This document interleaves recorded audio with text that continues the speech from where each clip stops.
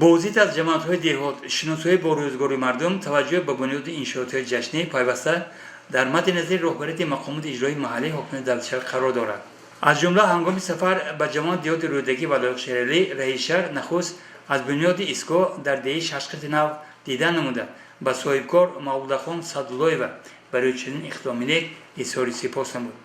همینجا رئیس شهر عبدالخالق خالقزاده اقدام را جهت منبت بنیان نمودن سیخ دوزندگی جانبداری نمود. چنین تشبس‌ها که به تشکیل جاهای نوی کاری مساعدت می‌نمایند جانبداری و دستگیری کرده شد.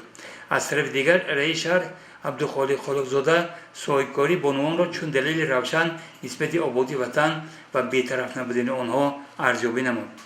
در ادامه سفر عبدالخالق خالقزاده با مسئله آباد و منفعل نمودن راه توجه نموده با وضع کار در راه سمت مرغدر و اوتی بلند شناخت شد. در جماعت دهات لایق شهری عبدالخالق خالقزاده سراول به تامین احوال باب نوشاکی توجه نمود. با فعالیت صاحبکار دوستبای دوستو که برای 120 خواجگی دهه قماق خط آب نوشاکی آورده است بهای خوب داد. من ساکنی دهه قماق شهروند دهه قماق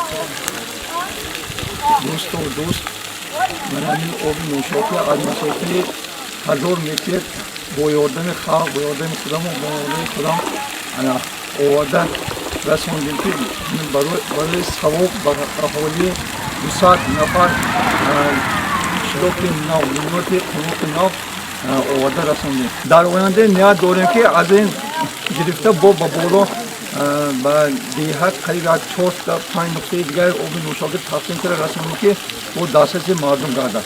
سپس رئیس شهر عبدالخالق خالقزاده با خواجگی دهقانی منصوربای در دهن‌آباد شناخته شد. عبدالخالق خالقزاده با رفت کارهای صحرایی از جمله پرورش تربوز در خواجگی دهقانی ارش، تشبس اهالی جهت بنیاد 5 سیمخانه علاوگی در دهه بهار، فعالیت بابت ساختمان فرم چاره‌داری، کشت آوردن خط آب نوشابه در دهه قصر از نزدیک شناخته شده با صاحبکاران، خواجگیداران و مردم عادی که در روند آمادگی به 30 سالگی استقلال دولتی جمهوری اسلامی بی‌طرف نبودند و امروز هم بی‌طرف نیستند اظهار سپاس کرد.